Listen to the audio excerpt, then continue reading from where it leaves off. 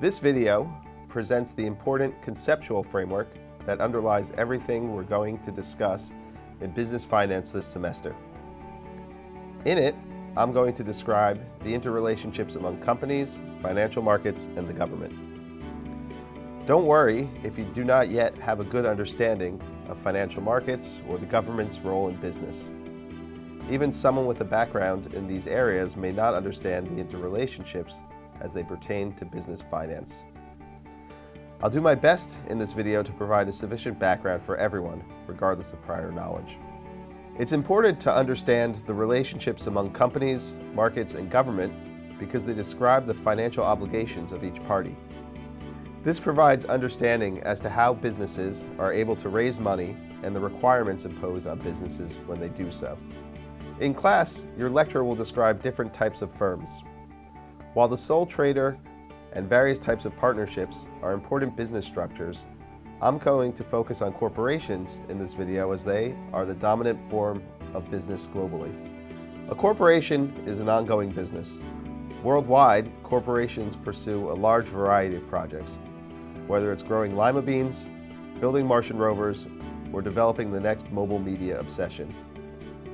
We'll call any corporate endeavor a project. Firms may have ongoing projects that were started years ago, and they might initiate new projects. The goal of any project is to create value for the firm, which in finance is determined by cash flows. Cash flow is just a fancy term for money. This is literally cash, not earnings or some other accounting measure of profitability. The visual metaphor is that cash flows into and out from the firm over time.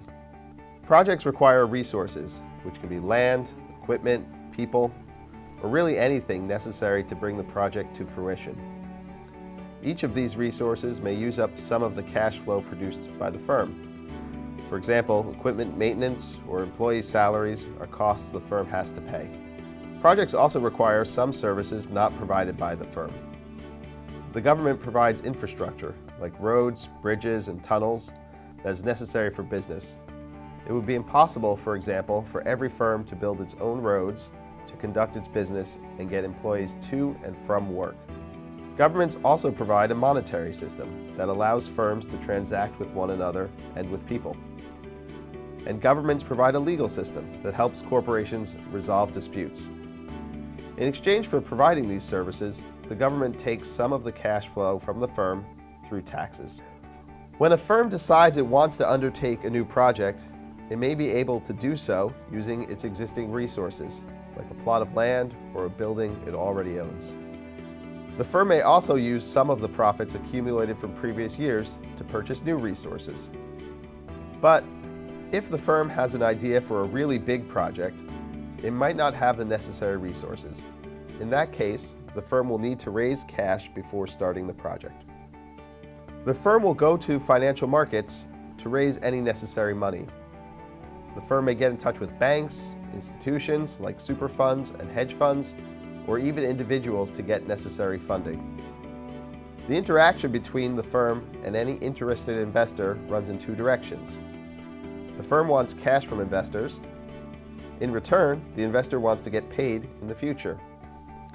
The investor may even want to have the right to oversee the firm in certain ways, such as making sure the firm doesn't sell off valuable assets. Or an investor may even want to have a role in decision-making, whether directly or indirectly. Once the firm and an investor agree on terms, the firm will issue a security. These securities are really just contracts. The firm receives cash from investors, and the investors receive the security that details their claims to the firm's future cash flows and any other rights. It's very important to note that the investor provides cash to the firm only once. In exchange, the investor receives a security and expects to be paid by the firm in the future. If the firm should require additional money at some later date, the firm's existing investors are not responsible for providing it.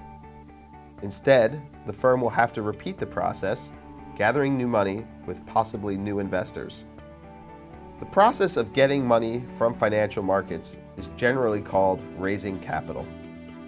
In most real-world cases, a large number of investors will supply capital to the firm. It would be impractical for the firm to write a security specific to each investor. The firm will generally issue one or a few types of securities. Investors that believe these securities meet their needs will acquire them and supply capital to the firm. Investors that aren't interested simply do not buy the securities. It's up to the firm and its advisors to design securities such that there is enough demand to raise the necessary money from investors. There's a significant advantage to this approach for both firms and investors. Firms save time and effort. They don't need to write hundreds of different securities or more when raising capital. Investors benefit as well. Securities that are standardized may, in many cases, be traded to another party. So, for example, an investor that no longer wants a security may sell it to someone that does. While a large number of security types exist, we'll focus on the two most common in this course: bonds and equity. Equity is often called stock, and we'll use those terms interchangeably. Once the firm is successful in raising money, it will invest in new assets. If all goes according to plan, these assets will produce cash flows that add to those produced by the firm's existing assets. Now that we've gone through the basics of how firms raise cash from investors for projects, it's natural to wonder what the firm does with the cash flows it generates by executing those projects. And how does any decision about what to do with cash depend on the firm's existing securities? The firm's cash flows are distributed in several ways.